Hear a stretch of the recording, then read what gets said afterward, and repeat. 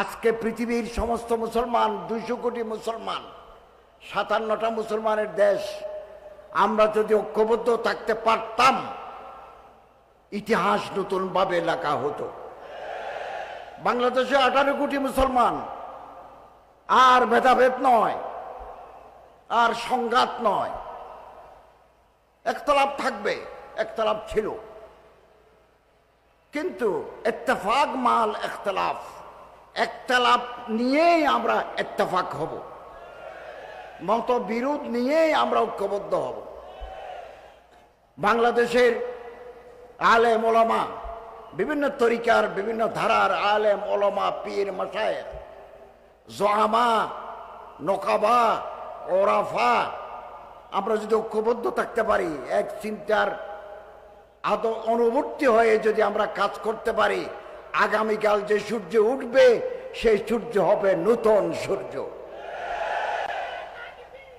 এবং আমি নয়া দিগন্তে 2019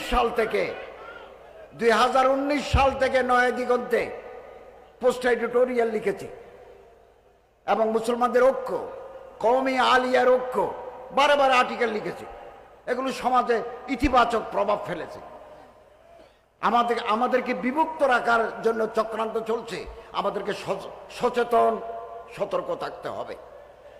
এবং ইনশাআল্লাহ আজিজ, কেবল ভোটের ঐক্য নয়, হোক না ভোট কেন্দ্রিক ঐক্য হোক, এমনি আমরা যদি একটু কাছাকাছি আসতে পারি, একে অপরের ঘরে যেতে পারি, একে অপরের সাথে বসতে পারি, এটাও সমাজে ইতিবাচক প্রভাব ফেলবে।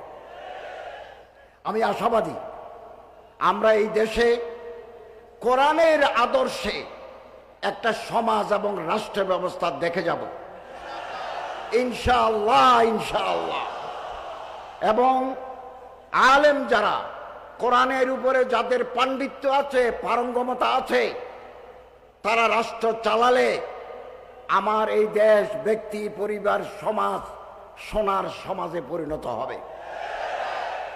আমরা যদি সরকার পরিচালনায় দিনদার, পরহেজগার আলেম ওলামাদেরকে সম্পৃক্ত করতে পারি রাষ্ট্র পরিচালনায়, তাহলে দুর্নীতি, স্বজনপ্রীতি, লুটের মানসিকতা, অব্যবস্থাপনা বিদায় নেবে ইনশাআল্লাহ।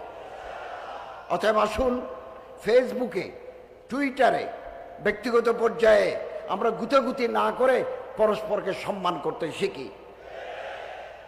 এবং আমি আপনাকে সম্মান না করলে আমি আপনার কাছ থেকে সম্মান আশা করতে পারি না। আসুন আমরা মনকে বড় করি, দৃষ্টিভঙ্গিকে প্রসারিত করি। যাদের মন ছোট তাদের মাধ্যমে বড় কাজ হয় না। We have no room in our heart to accommodate others. অন্যদেরকে আমরা গ্রহণ করতে পারি না। আমি আমার দলের লোক ছাড়া, আমি আমার তরিকার লোক ছাড়া অন্যদেরকে আমি অ্যাকোমোডেট করতে পারি না। এই দৃষ্টিভঙ্গি আমাদের পাল্টাতে হবে। সবাইকে নিয়ে কাজ করার মানসিকতা আমাদের গ্রহণ করতে হবে। সম্মানিত হাজরিন, আমাদের সাবেক এমপি মহতরম শাহজাহান চৌধুরী সাহেব অনেক কথা বলেছেন। ইসলামিক সমাজ কল্যাণ পরিষদের যে জায়গার কথা বলেছেন, 99 বছরের জন্য আপনারা লিস্ট চাচ্ছেন, আপনারা আবেদন করেন। ধর্ম মন্ত্রণালয়ের উপদেষ্টা হিসেবে আমার যা যা করা দরকার আমি 100 এর জন্য কাজ করব। দ্বিতীয়, আমার মন্ত্রণালয়ের অধীনে ইসলামিক ফাউন্ডেশন, ওয়াকফ প্রশাসন, এরপরে মসজিদ ভিত্তিক গণশিক্ষা, ইমাম মুয়াজ্জিন কল্যাণ পরিষদ, হিন্দু কল্যাণ ট্রাস্ট, বৌদ্ধ কল্যাণ ট্রাস্ট, খ্রিস্টান কল্যাণ ট্রাস্ট আছে। আমি ইনশাআল্লাহ আজিজ 16 বছরের জঞ্জাল 6 মাসে পরিষ্কার করা যায় না। আমি আন্তরিকভাবে চেষ্টা করছি। আগে প্লেনের ভাড়া ছিল হজে 1,97,000। আমি 4 বার বিমানের অফিসারদের সাথে বসে এটা 1,67,000 নামিয়ে এনেছি। এবং গত সপ্তাহে সৌদি আরবের হজ ও উমরা মন্ত্রীর সাথে দেখা করেছি। পানির জাহাজে কিছু হাজি পাঠাতে চেয়েছিলাম, আমাদের দেশে জাহাজ নাই। জাহাজ নাই। সৌদি গভর্নমেন্ট পারমিশন দিয়েছে, জাহাজ নাই। তো জাহাজের জন্য কর্ণফুলী শিপ বিল্ডার, কালকে আমার সাথে কথা হয়েছে, 2025 সালে পারি নাই, 26 সালে, ততদিন পর্যন্ত যদি আমরা ক্ষমতায় থাকি, 26 সালে জাহাজ যোগে হাজি পাঠাতে পারে কিনা প্রাণপণ চেষ্টা করে যাব। এবং আমি এবারও সৌদি হজ মন্ত্রীকে বলেছি, 50 ভাগ হাজি বাংলাদেশ বিমান বহন করে, 35 ভাগ বহন করে সৌদি আরবিয়া, 15 ভাগ বহন করে ফ্লাই নাস। আমি ওনাকে বলেছি, কোনো কর্তৃপক্ষ যদি বেশি দামে ভাড়া দাবি করে আমরা থার্ড ক্যারিয়ার নিতে পারি কিনা। তিনি আমাকে বলেছেন, আপনি লিখিতভাবে আমার চিঠি দেন, এটা যদি পাই বাংলাদেশ বিমান অথবা আর কেউ যদি ভাড়া বেশি চায়, আমি আমিরাটস ভাড়া করব, আমি কাতার এয়ারওয়েজ ভাড়া করব এবং গালফ এয়ার ভাড়া করব। আমার দেশের হাজিরা যাতে একটু কম পয়সায় হজ করতে পারে, আমি অত্যন্ত সচেতন। আমার মন্ত্রণালয়ের অধীনে যদি কেউ ঘুষ খায়, আপনি যদি প্রমাণ দিতে পারেন, আমি তাকে সাসপেন্ড করে দেব। আমি এটা স্পষ্ট করে বলেছি। আলহামদুলিল্লাহ, আমি আমার মন্ত্রণালয়ের অধীনে যত ডিপার্টমেন্ট আছে, খুব নেককার, পরহেজগার, আল্লাহর বলি, দিনদার লোকদেরকে আমি মনোনয়ন দিয়েছি। আপনারা জানলে খুশি হবেন, Islamic foundation is the board of governors. যাদের পরিচালনায় ইসলামিক ফাউন্ডেশন পরিচালিত হয়, এই 5 জন বড় আলেমের ভিতরে আমি চট্টগ্রাম শাহী জামে মসজিদ সম্মানিত খতিব আওলাদের রসুল হজরত তাহির জাবিরিকে আমি মেম্বার করেছি।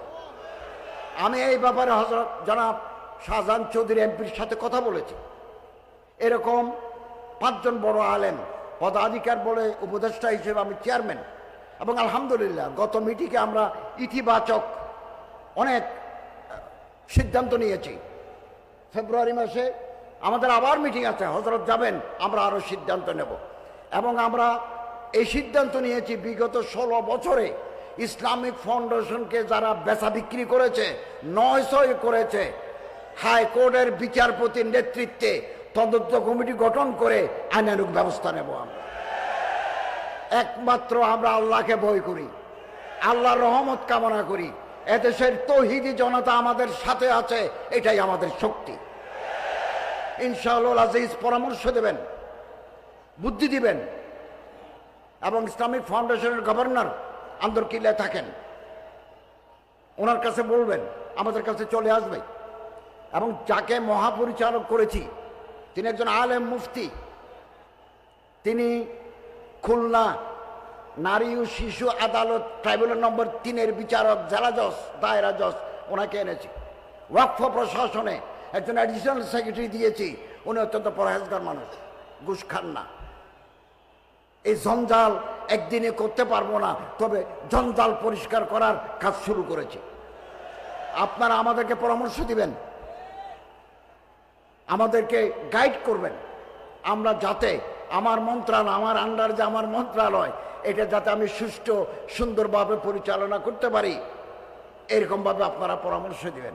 আমাদের প্রধান উপদেষ্টা প্রফেসর ডক্টর মোহাম্মদ ইউনূস সাহেব বলেছেন যে আমরা এমন এক নির্বাচন দেব আগামীতে, যেটা হবে ফেয়ার, ফ্রি, ইম্পার্শিয়াল, ঐতিহাসিক নির্বাচন হবে আগামীতে। দিনের ভোট রাতে হবে না, দিনের ভোট দিনে হবে। এদেশের জনগণ যাকে ভালো মনে করেন তাকে ভোট দেবেন, ভোট নিয়ে কোনো কারচুপি হবে না। কোথাও যদি কেউ যদি ব্যালট বাক্স চুরি করে নিয়ে যায়, মুহূর্তের ভিতরে আমরা সেই সেন্টার বন্ধ করে যাব। আপনারা নিশ্চিন্ত থাকুন, আমরা এই দেশকে বৈষম্যহীন, সুন্দর, ইনসাফ ভিত্তিক একটা দেশে পরিণত করতে চাই। এবং একমাত্র কোরআনের আদর্শ, কোরআনের আলো ঘরে ঘরে যদি জ্বালিয়ে দিতে পারি, একটা বৈষম্যহীন রাষ্ট্র, একটা বৈষম্যহীন সমাজ আমরা উপহার দিতে পারব। সম্মানিত হাজিরিন, আসুন কোরআনুল করিমকে ধারণ করি। 4টে কাজ আমাদের করতে হবে। 1 নম্বর, বিশুদ্ধভাবে কোরআন তেলাওয়াত। মান কারা আল কোরআন হারফান ফালাহু আশরু হাসানাত। এক এক করে 10টা করে নাকি শুদ্ধ কোরআন চর্চা। আলহামদুলিল্লাহ শুদ্ধ কোরআন চর্চার ব্যবস্থা আছে। 2, ফাহামে কোরআন, কোরআনকে বুঝতে হবে। ইয়াসিন, জুমর, তওবা, নূর, মায়দা, বাকারা ভিতরে কি, what is the message of the Lord provident ভিতরে আছে কি, এটা আমার জানতে হবে।